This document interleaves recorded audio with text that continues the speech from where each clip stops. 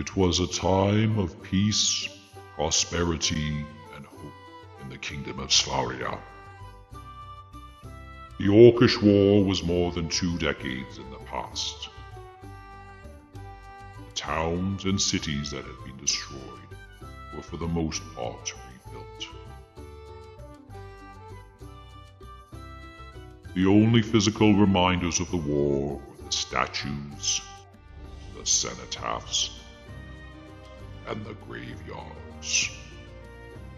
The war was quickly being forgotten, except for the brave souls who had seen the horrors of battle. The war would live in their minds forever.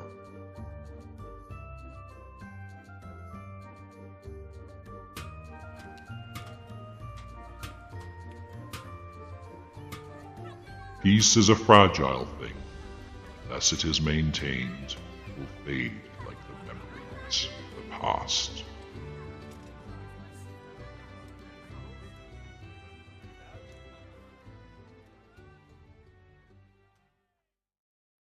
The Orcish War brought together civilizations of humans, elves,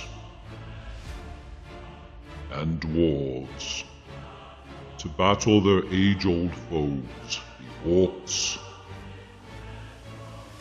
and goblins. The battles were both legendary and horrific. Combatants remembered through poetry and song. Lasting 5 long years, thousands of lives were lost on both sides. Not only the soldiers, the civilians paid dearly as well.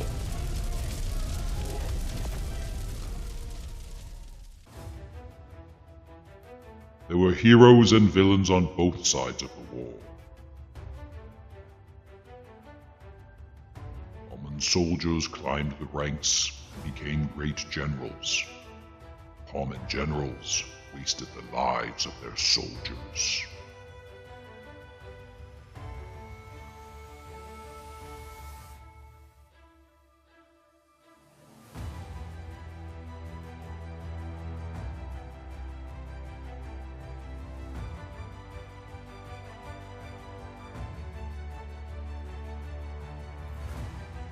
For a select few, allegiances would be bought and sold for a pile of gold. For even fewer, their treachery came from a deeper need to right perceived wrongs, and they betrayed their own kind for whatever twisted ideals they believed in. The battlefields were places of unspeakable depravity. After an Orcish victory, the bodies of their foes were collected. Armor and weapons made for a valuable haul, especially for the generals who took possession of it. The bodies of the fallen were left for the soldiers to do as they wished.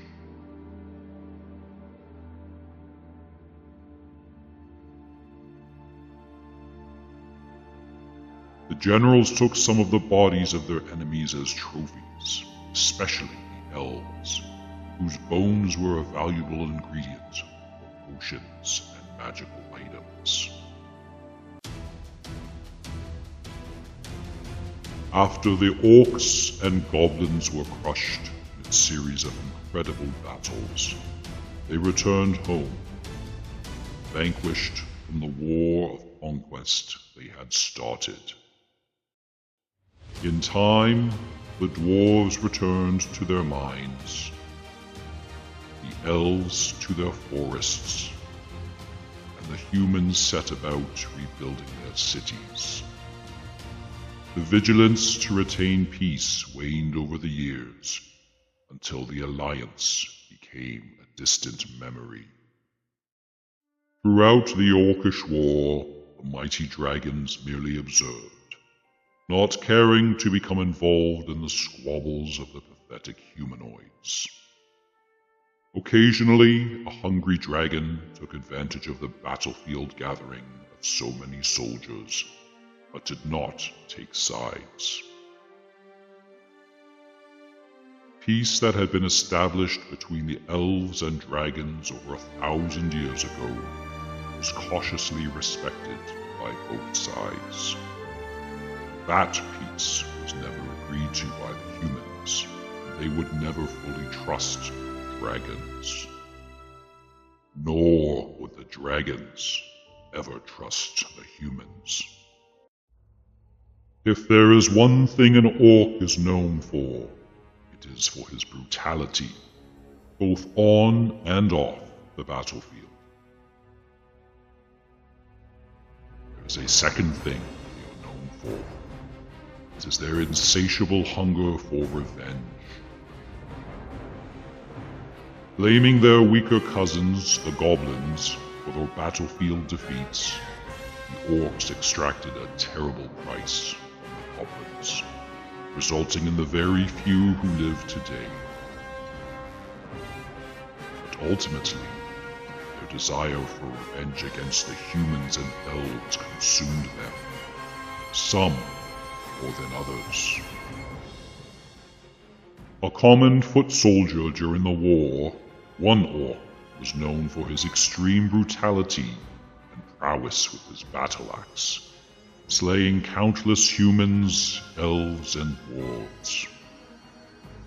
Nargash never accepted the orcish defeat and vowed to spend his remaining days in his quest for brutal revenge.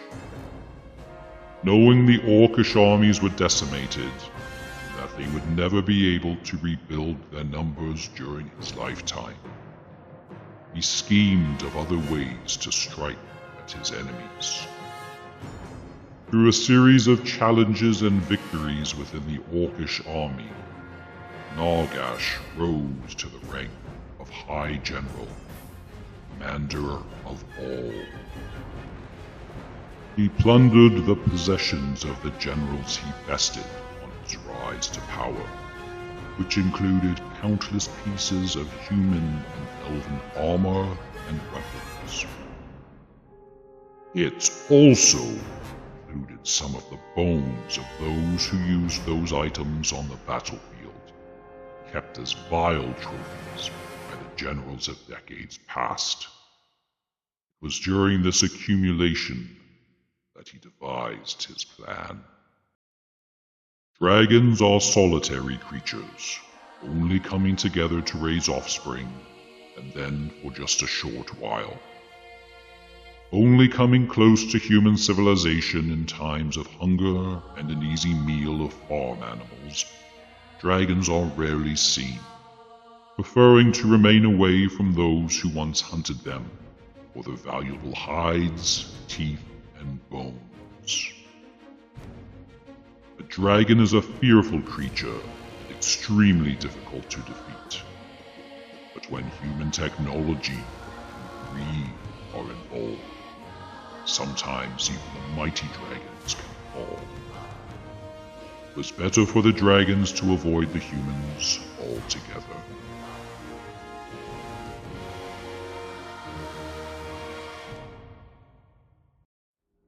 With his people living in shame and poverty, Nargash decided that it was time to enact his plan. Choosing a few dozen of his best warriors and aided by some traitorous humans and elves, the group set off to find a dragon. They loaded their wargs with huge bundles that were a vital part to his villainy.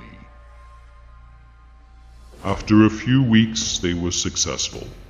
They found a young dragon, by human years that is, living amongst the mountains. They attacked while it slept, but lost more than half of their party due to the dragon's ferocity. They unpacked the bundles on the wargs, and scattered their contents around the dead dragon. Armor, weapons, and the scorched bones of the dead elves and humans from more than 2 decades ago completed the scene. For good measure, the orcs slit the throats of the traitorous humans and elves and left their bodies as well.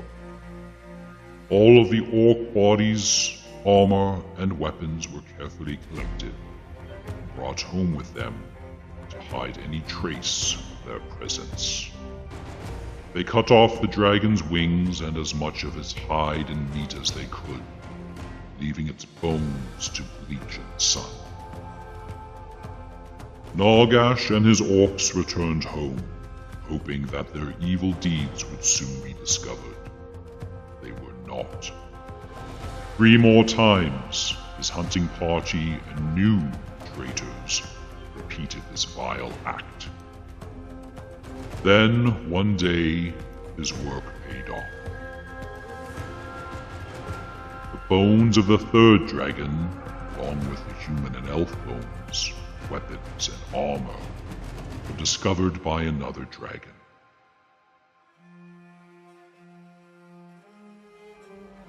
For the most part, dragons are only concerned for themselves, not caring about others. However, when dragons are being hunted, they most certainly do care. The revenge of an orc is legendary. The revenge of a dragon is epic.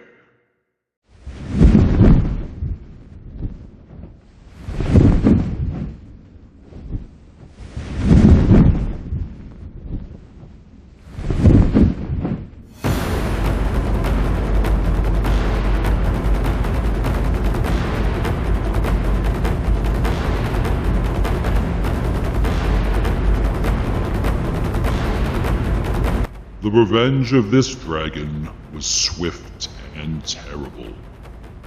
He found the closest human city and attacked. Hundreds were killed or wounded with his fury and fire. Only when there was no further movement of the humans did he cease his attack. Word spread throughout the land from humans to elves to dwarves, to dragons. Then more dragon bones were found, and more dragon attacks occurred. Towns, cities, and castles were targeted. Thousands were killed, along with some dragons who fell victim to the technology of humans. Catapults and ballistas were all employed to defend the cities and castles to deadly effect.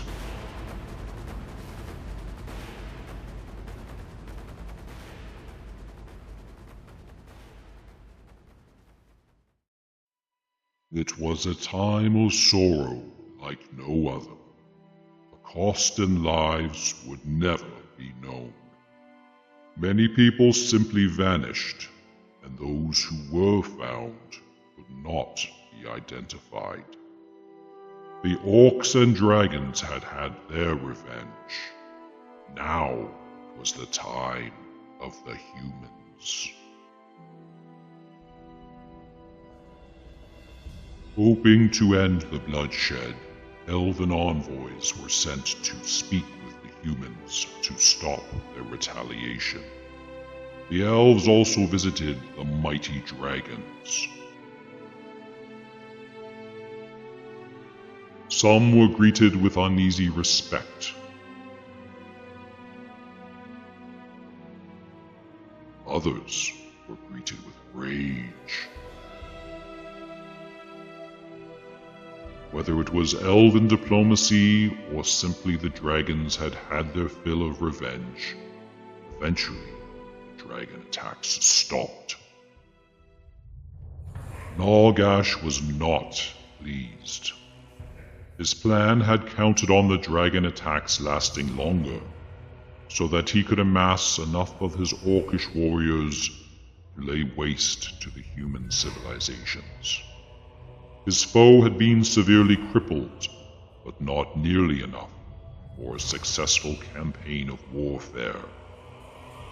He resorted to his original plan and gathered a party of his best warriors to find another dragon to slay, hoping to ignite further attacks on the humans. After a short time, he found his prey, and they attacked. Unbeknownst to the Orcs, however, they were being tracked by a party of elven warriors on patrol in the mountains. They kept their cover until they realized what was happening. Arrows seemed to fly from all directions.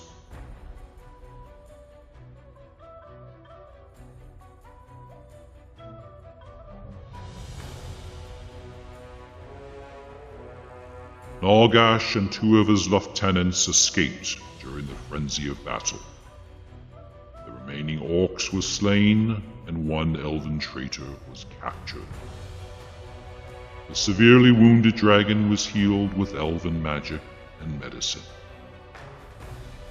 The devious plan of Nagash and his orcs was revealed. Indebted to his saviors, the young dragon was eager to share his story with others of his kind. When news spread to the dragon lords, the previous rage they had shown to the humans was now directed at the orcs with even greater fury. The Orcish tribes were mercilessly obliterated as the dragon sought to wipe them off the land. Nagash was found by one of the dragon lords and unceremoniously eaten, not distinguishing him from any others of his kind. A handful of the Orcish tribes were spared by the intervention of the Elves, who believed that every life, no matter what they had done, deserved a place in this world. The dragons eventually retreated back to their previous solitary lives after delivering their justice, then leaving the humanoids to their own devices. The Elves played peacemaker again, convincing the humans to not seek further warfare with the Orcs. Believing that the Orcish threat had been crushed and would never be able to raise an army again, the humans turned, once again, to rebuilding their cities. Unfortunately, something more terrifying lay in wait for the Kingdom of Svaria. But that is for another tale.